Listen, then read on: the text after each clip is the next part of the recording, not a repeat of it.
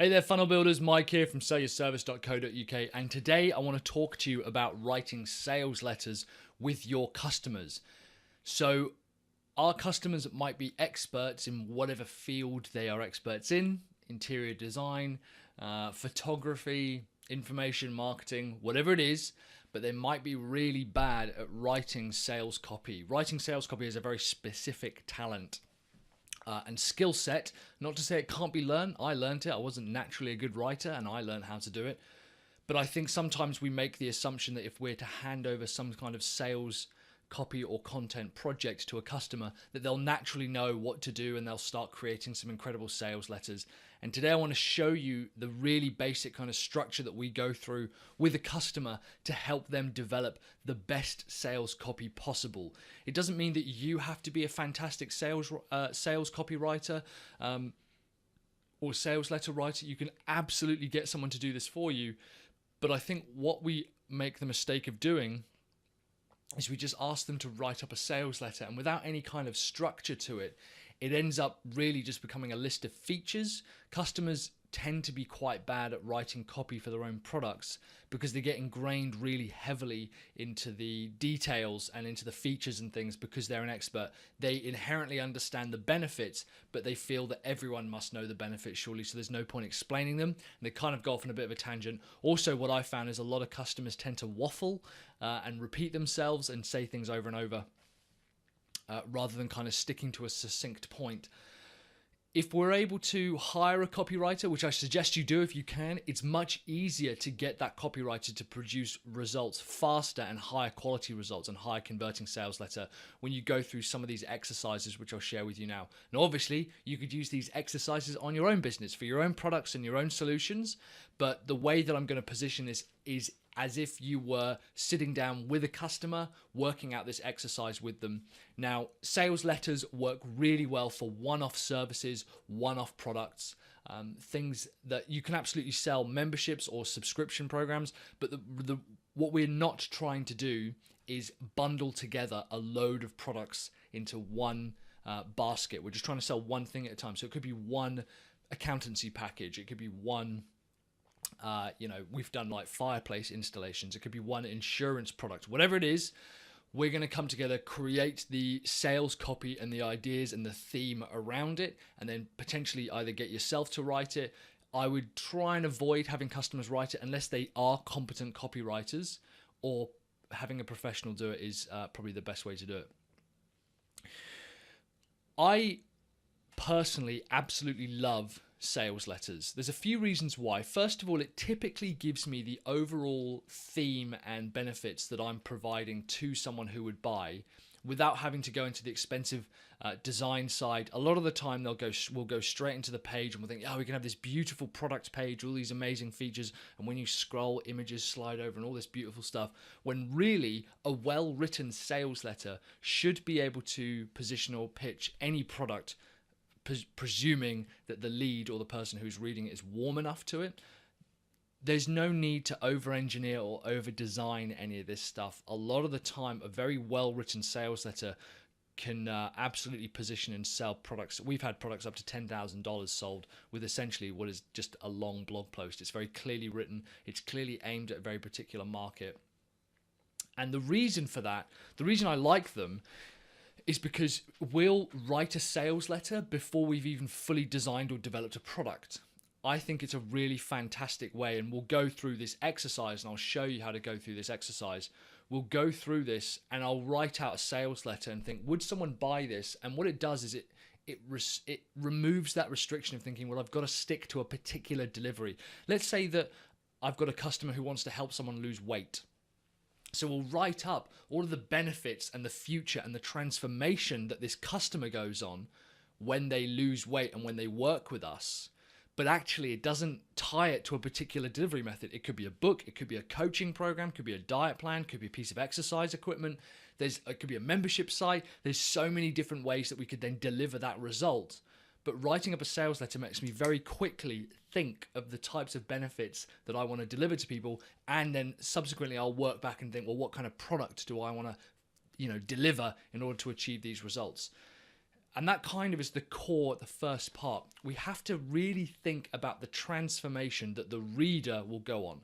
When people buy products, when people buy anything, they are buying a transformation. They're not buying the phone, the fireplace, the car, the diet, whatever. They're not buying the accountancy services, the SEO services. What they're buying is a transformation. They want to start on one side and transform themselves into something else. The bigger the transformation and the clearer you can make that transformation appear to them, the bigger the journey, the higher the price you can charge, essentially. The more likely that someone is to buy as well, if you can, really transform their lives and make it very, very clear. Now, there is a balance, I think, between taking someone who's, at the start and then saying, well, you could turn into this like superhuman. Some people don't want that, but to understand the transformation that they do want to go on, and the clearer you can make it and the wider you can make that gulf, typically the higher your prices you can charge, and the more likely someone is to buy when you make that journey very, very clear. When we are selling anything, in fact, a good example is if you ever see the infomercials where they show like a fat guy and he's chubby and he's unhappy and the lighting's really bad, and then they show him it's like 6 months later and he's absolutely ripped and he's really happy, the lighting's a lot better, they put some makeup on him. That's the before and after. We're not going to do that, partly because you actually aren't allowed to use before and after pictures, particularly within the fitness and diet space on things like Facebook advertising, and even the landing pages. You can't use those images on landing pages. Some people do, but their terms of policy don't allow that, and I've seen people get their ad accounts banned because of using them. But we're going to describe that journey, because a lot of the time, things like accountancy services, SEO services, if you're selling physical products, sometimes it's very difficult to describe that journey that the customer is going on because it's not visual. So we need to think about internally what it is that they're going to be going through, and we need to describe two very distinct people. The first of all, we need to describe who they are now, the problems they're suffering from, the results they wish they had, the emotions they're feeling, the things they see every day, the things they do every day, what they're thinking. And we have to think about all of these pain points and problems and roadblocks that they're facing on one side, like where they are today, and then think about where are they going to be tomorrow. What are they going to think tomorrow? What are they going to feel tomorrow? What are they going to do tomorrow? Who are they going to be tomorrow? That journey, those two columns are so important.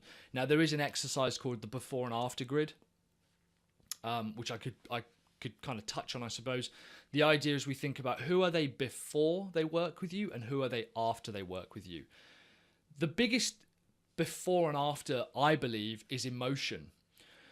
So many people kind of immediately focus on what they will have, and they'll go, well, at the moment you don't have a diet and exercise plan, and afterwards you will have a diet and exercise plan. At the moment you don't have the body you want, at the end you will have the body that you want. And most sales letter writers, copywriters, businesses will kind of stop there. Emotion is what makes all sales. Even if people think they buy logically, they're actually buying on emotion. One of the biggest kind of misconceptions I think a lot of people have is they say, oh, well, I'm a very logical person. I'll only buy if it makes sense. And that's not strictly true.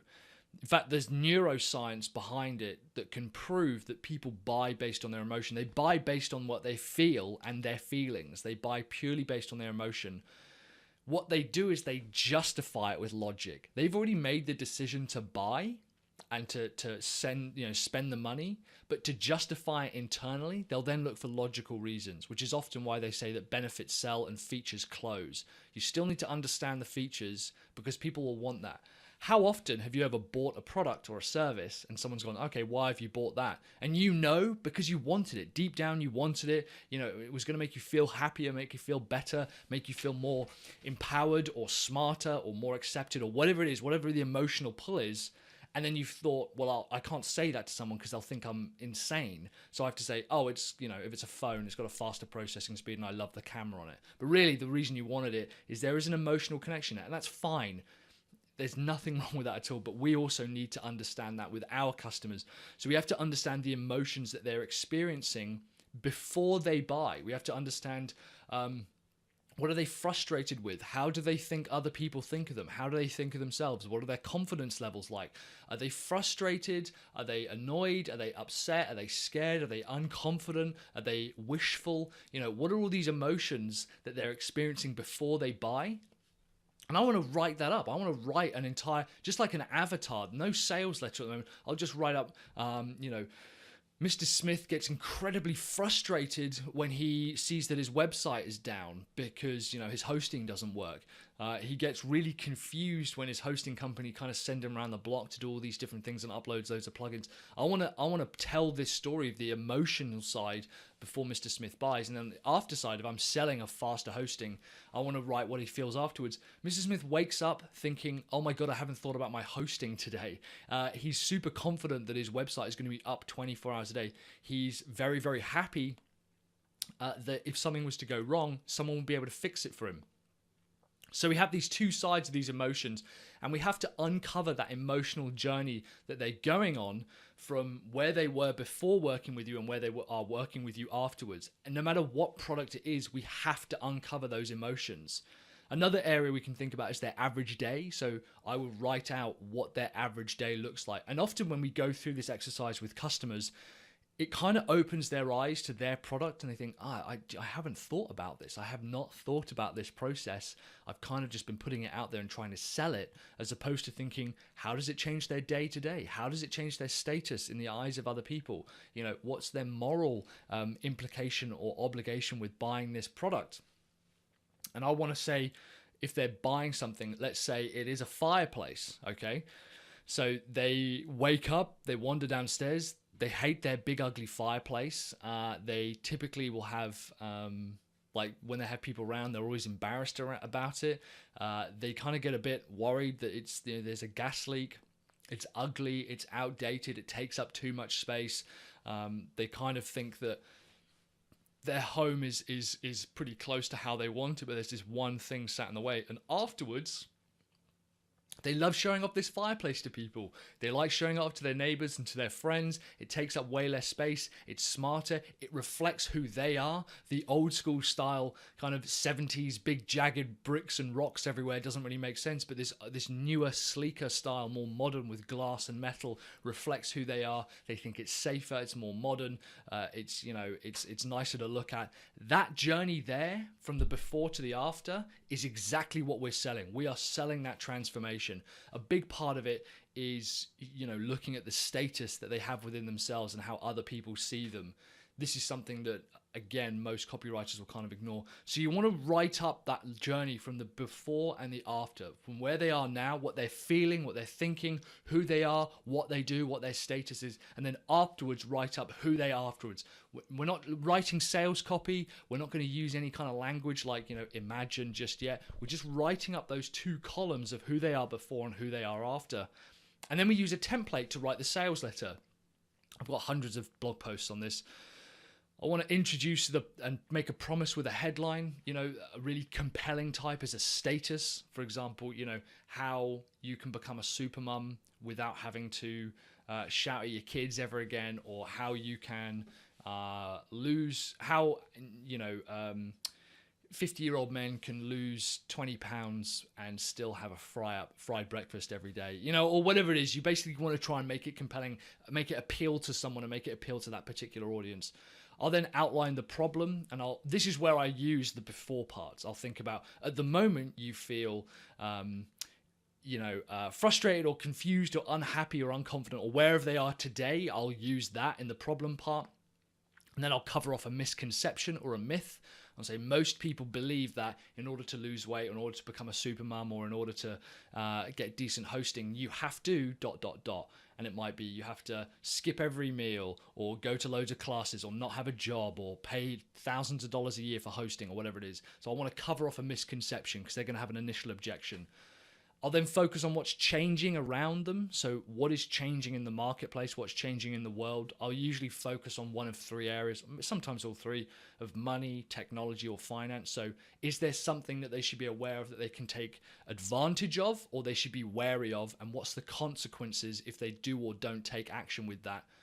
And I might top it off with something we call a knife twist, which is just another part of the problem. So if we're doing Supermum, and we say how to appear like a supermum in front of all your other friends and your kids without having to quit your job and yell at your kids all the time. I'll say that, the problem is that your kids just don't want you to do anything, that they don't want to do anything. They never eat, they never finish their meals. There's a huge misconception if you want them to finish their meals, you just have to feed them junk food or bribe them. On top of all of that, are your friends judging you for your kids not eating healthily or whatever it is? Okay, so again, I'll use that before column. Then we'll tell a little bit about ourselves. We'll say the one thing that we've achieved, the one big thing. This is again where customers typically try to waffle, but we're gonna come to that solution afterwards. I'll tell a little bit about our story. This is where I introduce the solution. So I'll say introducing our new book on how to be a supermum with food, or introducing our new diet plan, or introducing our new hosting package, whatever it might be. And this is where we start rolling off the benefits. So that exercise where we wrote afterwards who they are, afterwards, those are the benefits. Those are the benefits. They're able to run around and play games with their kids because they've lost so much weight. People are saying to them, how much weight have you lost?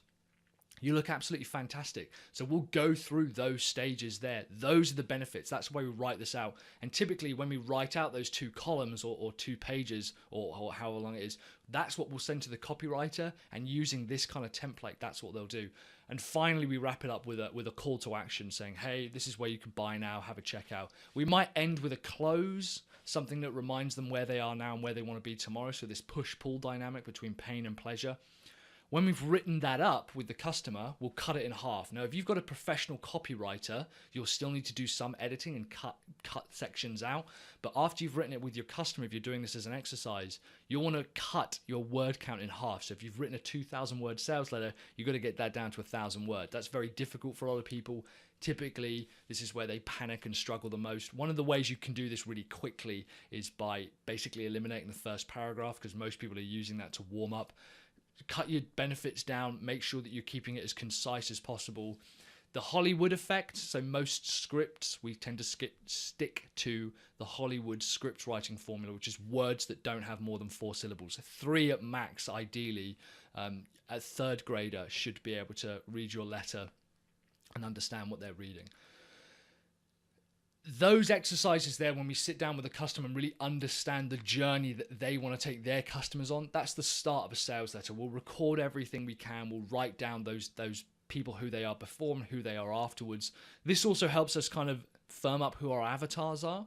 We'll want to make sure that we keep repeating who they are. If they have a title like new mum or golf player or hosting company, whatever they are, we'll try and continually work that into the before story and the after story. But that transformation is ultimately what the sales letter is about. And a good sales copywriter will be able to take that journey and turn that into a compelling sales letter. And you can pretty much publish that with a call to action button and you're done. The reason I like this is because you can edit a lot of that stuff out, take out the bullet points, and you've got yourself a product sales page. You record it with the slides, you've got yourself a video sales letter. And then you have 3 sales pages which you can direct email traffic to kind of cover off the trifecta of this different ways that people consume content in order to be able to drive them to a sale. That's why I love creating sales letters.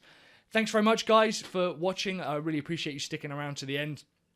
Let me know in the comments below if this was useful or if there's a type of sales letter that you've written. Post the link in the comments below. I'd love to read it. If you've done this exercise with customers or if you're going to do it, let me know if this has helped you out. In the meantime, guys, thanks very much for watching. I am Mike from sellyourservice.co.uk. Keep building those funnels.